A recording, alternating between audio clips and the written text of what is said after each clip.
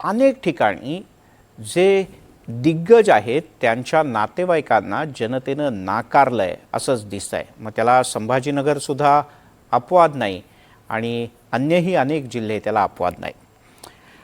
जिल्हा परिषदांचा विविध जिल्ह्यांमधला निकाल कसा राहिला हे तर तुम्ही NDTV मराठीवर आज सकाळपासून पाहता आहात। इथे असलेल्या टॅलीच्या माध्यमातून सुद्धा तुम्हाला अनेक गोष्टी कळतायत, पण या व्यतिरिक्तही आपल्या आजूबाजूला अनेक गोष्टी घडल्या, त्या सगळ्याचा आमच्या राज्यभरातल्या प्रतिनिधींनी घेतलेला आढावा पाहूयात। लातूर जिल्हा परिषद आणि पंचायत समित्यांचे निकाल नुकतेच पार पडलेले आहेत आणि या निकालांमध्ये भाजप आणि राष्ट्रवादीची या लातूर जिल्ह्यामध्ये वरचढ ठरल्याचं पाहायला मिळत आहे। उदगीर, जळकोट आणि अहमदपूर या तालुक्यांमध्ये भाजप आणि राष्ट्रवादी एकत्रितपणे निवडणुकांना सामोरे गेले होते। या तीनही पंचायत समित्यांवरती भाजप आणि राष्ट्रवादीची सत्ता आलेली आहे। तर औसा, निलंगा, देवणी, शिरूर, आनंदपाळ आणि रेणापूर या पंचायत समित्यांमध्ये भाजपची एक हाती सत्ता आल्याचं पाहायला मिळते। लातूर पंचायत समितीवर मात्र काँग्रेसची एक हाती सत्ता आहे। तर लातूर जिल्ह्यामध्ये असलेले 3 भाजपचे आमदार आणि त्याचाच प्रभाव जो आहे तो या पंचायत समित्यांच्या निकालांवरती पाहायला मिळतो आहे। महानगरपालिकेच्या निकालाचा फारसा परिणाम जो आहे तो लातूर जिल्ह्यामध्ये दिसत नाही आणि त्याचमुळं लातूर जिल्ह्यामध्ये पुन्हा एकदा भाजप आणि राष्ट्रवादी वरचढ ठरल्याचं पाहायला मिळत आहे। श्रीशरण मोहगावकर, NDTV मराठी, लातूर।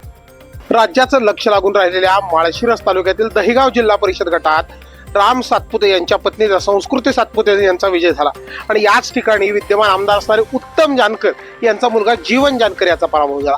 तर या गटामध्ये जो गुरसाळे गण होता या ठिकाणून अर्जुनसिंह मोहिते पाटील, जे माजी उपमुख्यमंत्री विजयसिंह मोहिते पाटील यांचे पुत्र आहेत आणि खासदार धैर्यशील मोहिते पाटील यांचे बंधू आहेत, यांचाही पराभव झाला। राम सातपुते यांनी एकाच जिल्हा परिषद गटातून 2 निशाणे साधले गेलेत।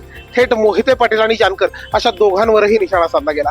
खरं तर संस्कृती राम सातपुते ही आपल्या 4 महिन्याच्या मुलीला घेऊन प्रचारात उतरल्या होत्या। महिलांची त्यांना वाढती सहानुभूती मिळत होती। मात्र याच वेळेस विरोधकांकडून सोशल मीडियावर त्यांच्यावर टीकाही होत होती।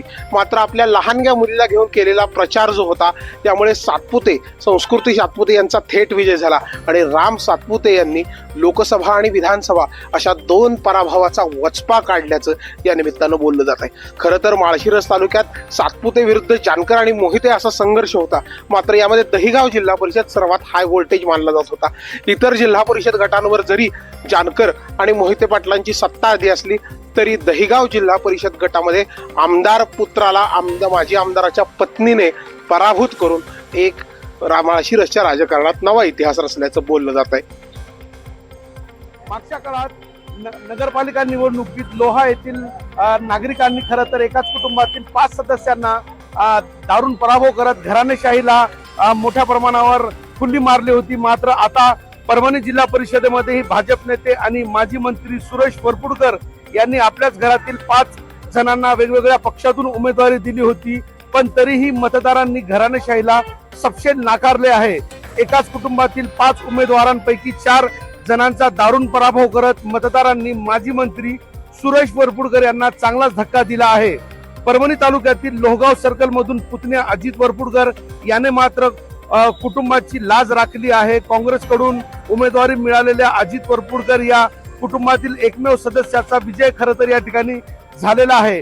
सुरेश वरपुडकर यांचा मुलगा शमशेर वरपुडकर, सून प्रेरणा वरपुडकर, पुतण्या ऐश्वर्य वरपुडकर तर मुलगी सोनल देशमुख या चौघांना पराभवाला सामोरे जावं लागलं आहे। केवळ लोहगाव गटातून काँग्रेस पक्षाकडून उभे असलेले पुतणे अजित वरपुडकर मात्र यांचा विजय झालेला आहे।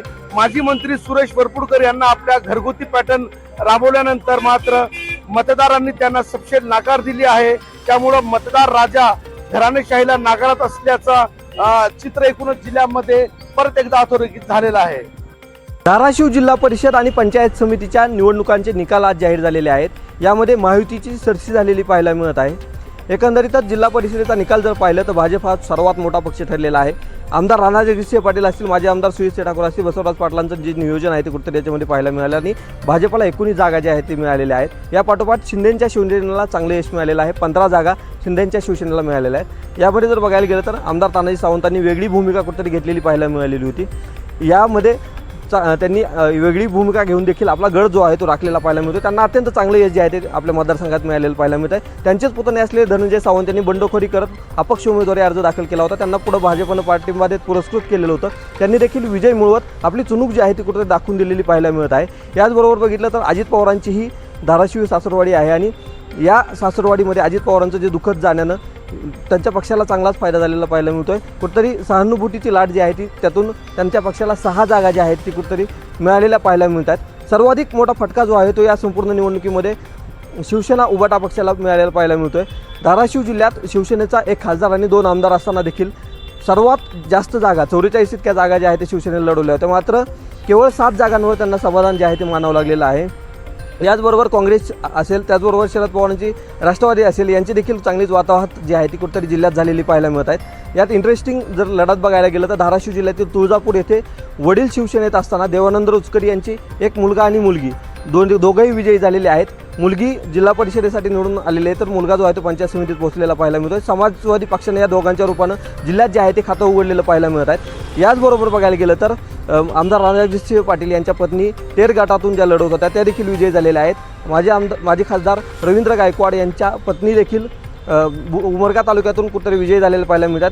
माजी आमदार ज्ञानराज चौगुलेंच्या मुलगी देखील विजयी झालेली आहे. मधुकरराव चव्हाणांचे नातू देखील पंचायत समितीसाठी विजयी झालेले आहेत. एकंदरीतच या निवडणुकीत बघायला गेलं तर घराणेशाहीला कुठेतरी धाराशिव जिल्ह्याने यंदा स्वीकारले असंच म्हणता येईल. आणि या संपूर्ण निकालांवरून एकच लक्षात येतं की कुठेतरी महाविकास आघाडींची कुठेतरी मोठा फटका जो आहे त्यांना बसलेला आहे तर महायुतीची सरशी झालेली पाहायला मिळते. निवडणुकीत एका मताला किती किंमत असते याचं ज्वलंत उदाहरण छत्रपती संभाजीनगरमध्ये समोर आलं आहे. छत्रपती संभाजीनगरमधील जिल्हा परिषद निवडणुकीत एक उमेदवार चक्क एका मताने निवडून आला आहे. संभाजीनगर तालुक्यातील वडगाव कोलाटीमध्ये पश्चिम गटातून अपक्ष उमेदवार सचिन गरड 1 मताने विजयी झाले आहेत. ईव्हीएम मतमोजणी सचिन गरड यांना 17 मतांवर आघाडी होती, पण पोस्टलमधून 16 मतदान त्यांच्या विरोधकांना झालं. सगळे मतदान शिवसेना शिंदेच्या उमेदवाराला झालं. मात्र यावेळी शिवसेना शिंदे गटाच्या उमेदवाराला 1 मत कमी पडल्यामुळे सचिन गरड विजयी झाले. गरड यांची ही 3री निवडणूक होती. गेल्या निवडणुकीत 1100 मताने निवडून आले होते. मात्र यंदाच्या निवडणुकीत सचिन गरड यांच्यासाठी शिकवणारी ठरली. मतदार राजा काय असतो हे स्पष्टपणे दिसलं. त्यामुळे 1 मत लोकशाहीचा विजय असतो हे पुन्हा एकदा समोर आलं आहे. स्वर्गीय उपमुख्यमंत्री अजित पवार यांच्या निधनानंतर बारामतीचा मतदार पुन्हा एकदा राष्ट्रवादी काँग्रेसच्या अर्थात उपमुख्यमंत्री सुनेत्रा पवार यांच्या पाठीशी उभा राहतानाच पाहायला मिळाला. 7 फेब्रुवारी रोजी बारामती तालुक्यातील 6 जिल्हा परिषद गट आणि 12 पंचायत समिती गणांसाठी मतदान प्रक्रिया पार पडली होती. त्यानंतर आज याची मतमोजणीची प्रक्रिया पार पडली आहे. यामध्ये अजित पवार यांनी दिलेले जिल्हा परिषदेचे 6 उमेदवार आणि पंचायत समितीचे 10 उमेदवार विजयी झालेत. यासोबतच मित्रपक्ष म्हणून अजित पवार यांनी भारतीय जनता पार्टीला पंचायत समितीच्या 2 जागा सोडल्या होत्या. त्याही जागा निवडून आलेल्या आहेत. एकूणच जिल्हा परिषदेचे 6 आणि पंचायत समितीचे 12 उमेदवार बारामतीमध्ये मोठ्या मताधिक्याने निवडून आलेत. 28 जानेवारी रोजी बारामतीमध्ये प्रचार सभेसाठी येत असताना दिवंगत नेते अजित पवार यांच्या विमानाला अपघात झाला आणि यामध्ये त्यांचं निधन झालं, ज्यामुळे संपूर्ण महाराष्ट्र दुःखाच्या डोंगरात बुडाला गेला. बारामतीमधील मतदार अद्याप या दुःखातून सावरलेला नाही. अशा परिस्थितीत मतदारांनी 7 फेब्रुवारीला मतदानाचा हक्क बजावला. पुणे जिल्ह्यात सर्वात कमी मतदान बारामतीमध्ये झालं होतं. मात्र दुःखात बुडालेला असतानाही हा मतदार पुन्हा एकदा अजित पवारांना मतदान रूपी श्रद्धांजली वाहताना आज या निकालातून पाहायला मिळाला आहे. सिंधुदुर्ग जिल्ह्यात पुन्हा एकदा हाय व्होल्टेज ड्रामा पाहायला मिळाला आहे. खरं तर महायुतीने मात्र जोरदार मुसंडी मारल्याचं पाहायला मिळालं आहे. जिल्हा परिषदच्या मध्ये भाजपच्या 27 जागा आलेल्या आहेत, तर शिवसेना शिंदे गटाच्या 14 जागा देखील आलेल्या आहेत, तर अपक्ष भाजप बंडखोर आहेत त्यांच्या 6 जागा आल्या आहेत. एकूण जिल्हा परिषदेच्या 50 ज्या जागा होत्या त्याच्यामध्ये त्यांनी मजल मारलेली पाहायला मिळाली. आणि खरं तर यामध्ये या अगोदरच जिल्हा परिषदेमध्ये ज्या 8 जागा आहेत त्या बिनविरोध झाल्या होत्या. त्यामध्ये 1 शिंदे सेनेची जागा होती आणि 17 ज्या पंचायत समितीच्या ज्या जागा होत्या त्या बिनविरोध झाल्या होत्या. त्यामुळे पुन्हा एकदा सिंधुदुर्ग जिल्ह्यामध्ये हाय व्होल्टेज ड्रामा पाहायला मिळाला आहे आणि राणे पॅटर्न हा पुन्हा एकदा पाहायला मिळाला. कोल्हापूर जिल्हा परिषदेचा आज अंतिम निकाल हाती आला आणि या अंतिम निकालानंतर महायुतीचे घटक पक्ष जे आहेत ते सत्ता स्थापन करणार का, अशी परिस्थिती निर्माण झालेली आहे. सगळ्यात महत्त्वाचं म्हणजे राष्ट्रवादी पक्षानं या निकालामध्ये मुसंडी मारलेली आहे. 20 जागांवर विजय मिळवत महायुती जिल्हा परिषदेवर सत्ता स्थापनेसाठी सगळ्यात मोठा दावा राष्ट्रवादी पक्षाचा असणार आहे. या राष्ट्रवादी पक्षाच्या खालोखाल काँग्रेस आणि भाजप आहेत, त्याचबरोबर त्यानंतर शिवसेना शिंदेगड, त्यानंतर जनस्वराज्य आणि इतर काही स्थानिक आघाड्या असणार आहेत. मात्र सगळ्या संपूर्ण या राजकीय परिस्थितीमध्ये पाहिजे झालं तर जिल्हा परिषदेचा अध्यक्ष कोणाचा होणार हा सगळ्यात महत्त्वाचा प्रश्न असणार आहे. कारण राष्ट्रवादीनं 20 जागा मिळवल्यामुळं यापूर्वीच मंत्री हसन मुश्रीफांचं एक विधान होतं की यंदाच्या जिल्हा परिषदेवर अध्यक्ष हा राष्ट्रवादीचाच असणार आहे. त्यामुळेच महायुतीला ही सत्ता स्थापन करत असताना राष्ट्रवादी पक्षाला सगळ्यात जास्त महत्वाची भूमिका जी आहे ते घ्यावी लागणार आहे. राष्ट्रवादी पक्षाची मागणी जी आहे ती पूर्ण करावी लागणार आहे. त्यामुळं या सत्ता स्थापनेच्या दरम्यान कोणत्या राजकीय घडामोडी घडणार हे पाहणं महत्वाचं आहे. काँग्रेस पक्ष 15 जागांवर आहे, तो काही स्थानिक आघाड्यांना सोबत घेऊन 17 ते 18 जागांवर पोहोचणार आहे. त्यामुळे राष्ट्रवादी पक्षाला सोबत घेऊन तो देखील सत्ता स्थापनेचा दावा करू शकतो. त्यामुळे एकूणच या सगळ्या निकालानंतर या जिल्हा परिषदेच्या राजकारणामध्ये राजकीय बेरजा ज्या आहेत त्या देखील होताना पाहायला मिळणार आहेत. त्यामुळे आज अंतिम निकाल जाहीर झाल्यानंतर माहिती जरी सत्ता स्थापन करण्याचा दावा करणार असली तरी येणाऱ्या काळामध्ये कोणत्या राजकीय घडामोडी घडतात हे देखील पाहणं महत्वाचं असणार आहे. आता बातमी आहे क्रिकेटच्या विश्वातली. ICC आणि पाकिस्तान क्रिकेट बोर्ड 15 फेब्रुवारीला होणाऱ्या बांगलादेशच्या सामन्याबाबत आता कधी निर्णय होऊ शकतो. बांगलादेश आणि भारत यांच्यात होणाऱ्या या सामन्याला पाकिस्तानकडून ग्रीन सिग्नल मिळण्याची शक्यता आहे. ICCचे 2 प्रतिनिधी इम्रान ख्वाजा आणि मुशबीर उस्मानी रविवारी सकाळी लाहोरला पोहोचल्याचं वृत्त आहे. पाकिस्तानने सामन्यावर बहिष्कार टाकण्याची धमकी दिल्यानंतर PCB आणि ICC यांच्यात चर्चा सुरू झाली. 15 फेब्रुवारीला कोलंबोमध्ये होणाऱ्या भारताविरुद्ध सामन्यावर पाकिस्तानने बहिष्कार टाकला आहे, असं पाकिस्तानच्या सरकारने सोशल मीडियाच्या माध्यमातून जाहीर केलं.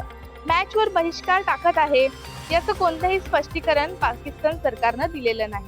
बांगलादेशचे सुरक्षेच्या कारणास्तव भारतात खेळायला नकार दिल्यानंतर बांगलादेशऐवजी स्कॉटलंडची वर्ल्ड कपमध्ये एंट्री झाली. बांगलादेशला पाठिंबा म्हणून पाकिस्तानने भारताविरुद्धच्या सामन्यावर बहिष्कार टाकण्याचा निर्णय घेतला. पाकिस्तानने बहिष्काराची धमकी दिल्यानंतर श्रीलंका क्रिकेट बोर्डानेही पाकिस्तानला पत्र लिहून बहिष्काराचा पुनर्विचार करायला सांगितला.